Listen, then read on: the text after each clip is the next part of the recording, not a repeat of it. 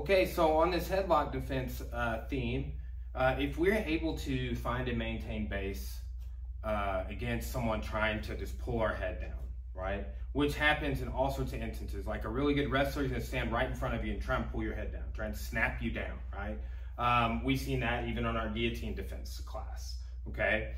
But with this, I'm going around your head trying to pull you down. It could be off of a overhand that you stepped in, they couldn't punch you with it, but then they turned it into a headlock. We've seen all sorts of instances, okay? But when you're able to find and maintain base, okay, get in side clinch, okay, good. And just C-grip my tricep here, okay? Nice. Here, right?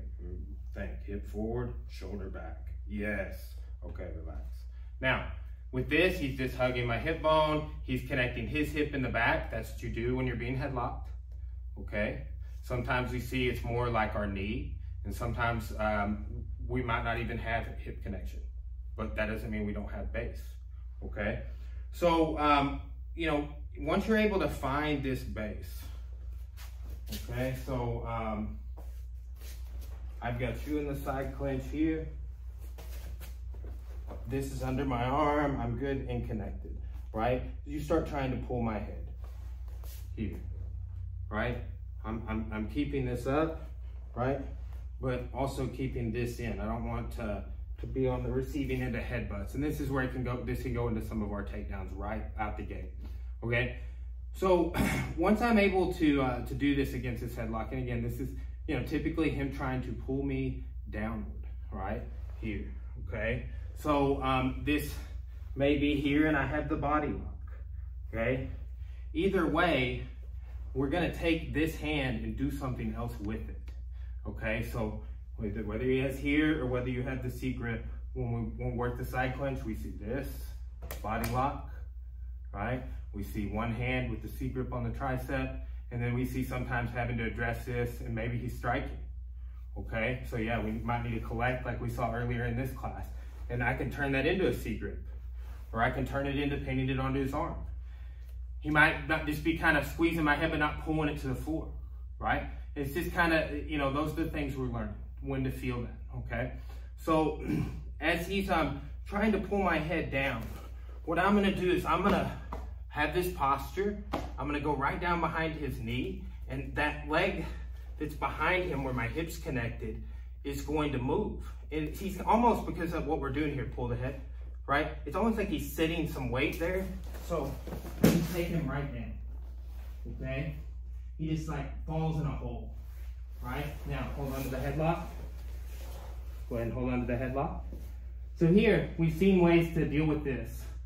If we take him down, right? We've seen ways that we can deal with him holding onto this, and we'll review one of those in a second, okay? So all I'm doing is, once I find that good posture, it's gonna be great for you because I'm a little taller than you, is you're hooking behind the knee here, right? And then going, boom, okay? In Kodokan Judo, there are 40 throws in groups of 8, right? And one of those 40 throws is this one, okay? It's not in the same context. They show it with the gi grips, very traditional sort of judo kata. This is the self-defense variation, okay? So in judo, they call it uki, toshi, floating drop. I drop down to one knee, you go to the floor, okay? So, there's some other variants of throws like that where you drop down to one knee. This is the one we're working on today. Sometimes you drop to both knees, right?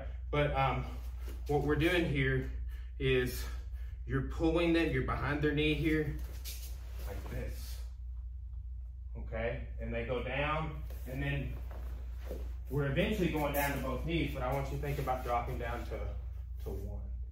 And if you go down the other immediately, that's fine, right? But I'm pulling you down. Watch one more time. Grab my head. All right, so here, right? So here you just have headlock. So let's say I have body lock. I'm finding posture here. I'm opening up. I sit you down. Boom. Right? And look at this one. It's up. In a second, it's going to come over. Okay, so again, I just kind of boom. Okay, so here. All right, good. Find your base, shoulder back. Good, now hook under my leg. All right, now step that leg. Yes, yes, and I held on, good.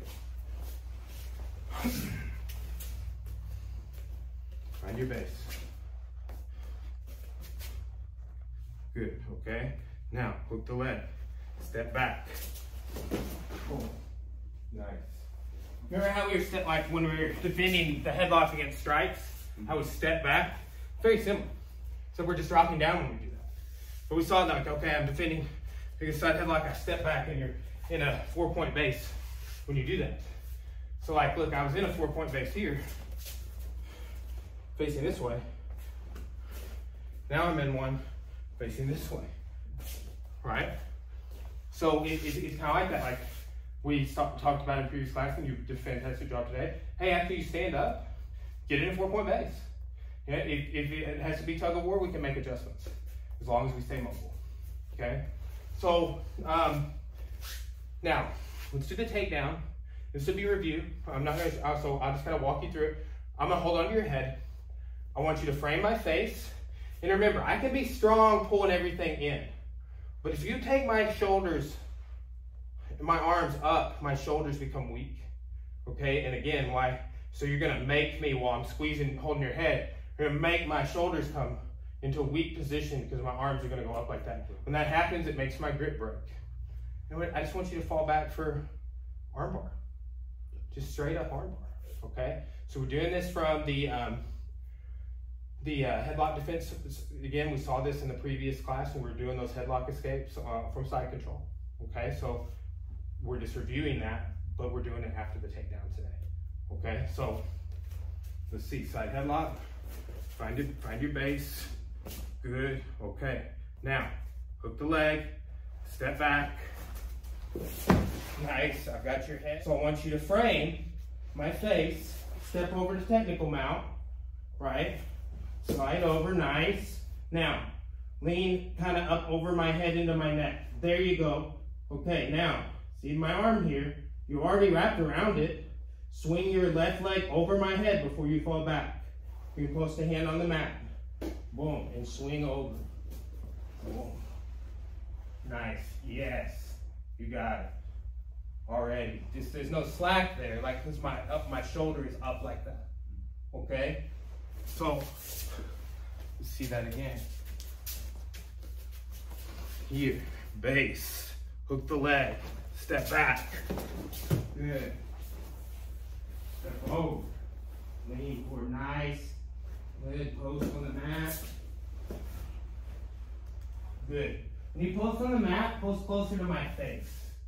Okay? Watch, just get inside, get in the headlock here, behind me. Okay?